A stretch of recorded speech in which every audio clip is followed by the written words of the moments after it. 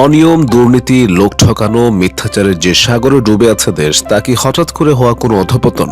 বাংলাতে প্রায় 200 বছর রাজত্ব করা ব্রিটিশ ইস্ট ইন্ডিয়া কোম্পানির কর্মকর্তারা আজ থেকে প্রায় 250 বছর আগে বাঙালির চরিত্র সম্পর্কে যে গোপন প্রতিবেদন পাঠিয়েছিলেন, তা থেকে বলা যায় এগুলোই আসলে বাঙালির মজ্জাগত অভ্যাস। এসব প্রতিবেদন অনুযায়ী বাংলায় যথার্থ সৎ এবং সত্যবাদী মানুষের অস্তিত্ব বিরল। সর্বত্র জুড়ে আছে অবিশ্বাস। উভয় পক্ষই বিশ্বাস ভঙ্গ করতে পারে এমন আশঙ্কা নিয়ে সব চুক্তি বা দলিল করা হয়। জনসাধারণের মধ্যে দেশপ্রেমের বালাই নেই। ব্রিটিশ ভারতের গভর্নর জেনারেল এবং রাজস্ব বিশেষজ্ঞ স্যার জন শোর 1784 সালে তার প্রতিবেদনে লেখেন, বাঙালিরা ভীরু এবং দাস সুলভ, তবে অধস্তনের প্রতি আবার ব্যাপক চোটপাট নেয়। ব্যক্তি হিসেবে মানসম্মান বোধ কম, জাতি হিসেবে এদের মধ্যে জনকল্যাণমূলক মনোভাব একেবারে নেই। যেখানে মিথ্যা কথা বললে কিছু সুবিধা হতে পারে, সেখানে অনর্গল মিথ্যা বলতে এদের একটুও বাধে না। যেখানে শাস্তির ভয় নেই, সেখানে মনিবের কথাও শুনতে গড়িমসি করে।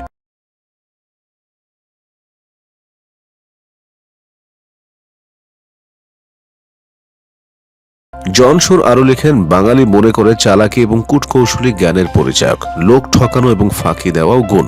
এর প্রায় এক দশক পর 1792 সালে ইস্ট ইন্ডিয়া কোম্পানির চেয়ারম্যান চার্লস গ্রান্ট তার 20 বছর কাজ করার অভিজ্ঞতা থেকে লিখেন, বাঙালিদের মধ্যে সততা, সত্যবাদিতা এবং বিশ্বস্ততার বড়ই অভাব। স্বার্থ সিদ্ধির জন্য মিথ্যা বলা একটা স্বাভাবিক ব্যাপার। সাধারণ কাজেও লোক ঠকানো, ফাঁকি দেওয়া, ধোঁকা দেওয়া, চুরি করা একটা সাধারণ ঘটনা। তিনি আরো জানিয়েছিলেন, জীবনের সর্বক্ষেত্রে চলছে প্রবঞ্চনা, প্রতারণা, ফাঁকিবাজি। সেই সঙ্গে রয়েছে দীর্ঘসূত্রতা, জাল, জুয়া, চুরিও চলে নির্দ্বিধায়। চার্লস গ্র্যান্ট আরো লিখেন, অন্যের ক্ষতি করার প্রবৃত্তি বাঙালি চরিত্রের বৈশিষ্ট্য।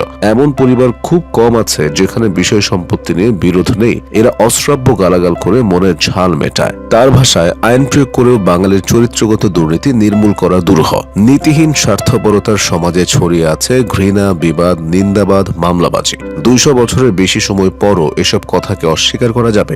এর প্রায় 10 বছর পর 1801 সালে গভর্নর জেনারেল লর্ড ওয়েলেসল বাংলার জেলা জজ এবং ম্যাজিস্ট্রেটদের কাছে একটি প্রশ্নমালা বা কোয়েশ্চেনিয়ার পাঠান, যার একটি অংশে প্রত্যেক জেলার অধিবাসীদের নৈতিক চরিত্র ও স্থানীয় অপরাধ সম্পর্কে অভিজ্ঞতা জানতে চাওয়া হয়। এ থেকে গোটা বাংলাদেশের মানুষদের সম্পর্কে একটা ধারণা পাওয়া যায়। তৎকালীন সময়ের সব বিচারকদের মতেও বাঙালিরা কপট, অকৃতজ্ঞ এবং মিথ্যাচারে, সাধারণ মানুষ অসহায়, নির্বিকার। সে সময় যশোরের বিচারক লিখেন, পুলিশ বাহিনী ত্রুটিপূর্ণ হওয়ায় অপরাধ প্রমাণ করা কঠিন। কর্মচারীদের সঙ্গে চোর ডাকাতদের যোগ সাজস রয়েছে। সাক্ষ্য দিলে সাক্ষীর হওয়ার আশঙ্কা থাকায় লোকে সাক্ষ্য দিতে ভয় পায়। ঢাকার বিচারক জানান, ঢাকার লোকেরা কর্তৃপক্ষের প্রতি অনুগত। শহরে তেমন মারাত্মক অপরাধ নেই, তবে যাদের টাকা পয়সা খরচ করবার মতো ক্ষমতা আছে তারা সাধারণত ভোগবিলাসী, লম্পট। বাখরগঞ্জ বা আজকের বরিশালের বিচারক লিখেন, এই জেলার অধিবাসীদের নৈতিক চরিত্র অতি জঘন্য।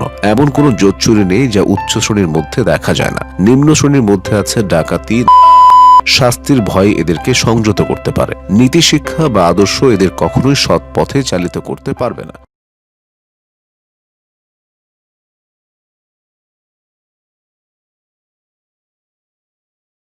ত্রিপুরা বা আজকের কুমিল্লার বিচারকের মতামত, এখানকার অধিবাসীদের নৈতিক চরিত্র অতি শোচনীয়। রাজশাহীর বিচারকের মতে, যুবক থেকে বৃদ্ধ প্রায় সবার মধ্যেই ছল চাতুরির প্রবণতা লক্ষ্য করা যায়। এই দোষ সংশোধন করা কঠিন।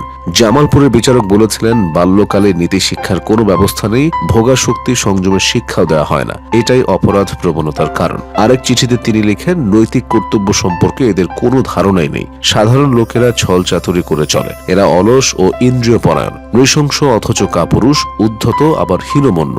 রংপুরের বিচারক লিখেন, এখানকার লোকেরা বেশিরভাগই অত্যন্ত অলস, অজ্ঞ এবং কুসংস্কারাচ্ছন্ন। অনেক সময় প্রতিহিংসা পরায়ণ, স্বার্থপর, মিথ্যাচারী ও নির্লজ্জ। জালিয়াতি ও ফাঁকিবাজিকে এরা খুব বাহবার কাজ বলে মনে করে। এ কারণে পরিবারেও একে অপরকে বিশ্বাস করতে পারে না। আজও বুদ্ধিজীবী শ্রেণী, বিচারক, আইনজ্ঞ, চিকিৎসক, প্রকৌশলী, শিক্ষক বা ব্যবসায়ী, সব জায়গায় একই চিত্র। যেন এক ধরনের সামঞ্জস্যহীন প্রতিযোগিতা চলছে। কে কাকে ডিঙিয়ে যেতে পারে, নিয়ম কারণের বালাই নেই। সে সময় সমাজ হিন্দু ও মুসলিম দুই ভাগে বিভক্ত ছিল। কয়েকশো বছর শাসন করেছে মুসলিম শাসকরা। হিন্দুদের সম্পর্কে প্রতিবেদনে বলা হয়, এরা ডাহা, মিথ্যা বলতে পারে, চাকরের মতো তোষামত করতে পারে। শিক্ষা কেবল তাদের নিজ ভাষা পরিচয়ের মধ্যেই সীমাবদ্ধ। মুসলমানদের সম্পর্কে বলা হয়, তাদের শিক্ষা ব্যবস্থা কিছুটা ছিল, কিছু নীতি কথা, রাজকার্যের কিছু মূল সূত্র শিখলেও সেগুলো মেনে চলে না। সাধারণ থেকে দেওয়ান পর্যন্ত সবার কাজ হলো কথা গোপন করা, অন্যকে ফাঁকি দেওয়া। ব্রিটিশ সিভিল সার্ভিসের কর্মকর্তাদের সেই প্রতিবেদনগুলো তৈরি করা হয়েছিল প্রশাসন এবং বিচার ব্যবস্থা পরিচালনার স্বার্থে, কর্মকর্তা কর্মচারীদের যাতে মানুষকে বুঝে শুনে কাজ করতে পারেন। বাঙালিকে অপমান করার উদ্দেশ্য তাদের ছিল না। এসব প্রতিবেদন তাই তারাও প্রচারও করেনি। আবার বিভিন্ন যুগে পর্যটক, সমাজতাত্ত্বিক এবং রাজনীতিবিদরা নানাভাবে বাঙালির চরিত্র বর্ণনা করেছেন। এসব বিশ্লেষণে রয়েছে পরস্পর বিরোধী দৃষ্টিভঙ্গি। কেউ বলেছেন বাঙালি চিন্তাশীল, বিপ্লবী, কারো মতে বাঙালি কল্পনা বিলাসী, বাস্তব বিমুখে, অলস, কারো কারো ধারণা বাঙালি কলহপ্রিয়, আত্মকেন্দ্রিক।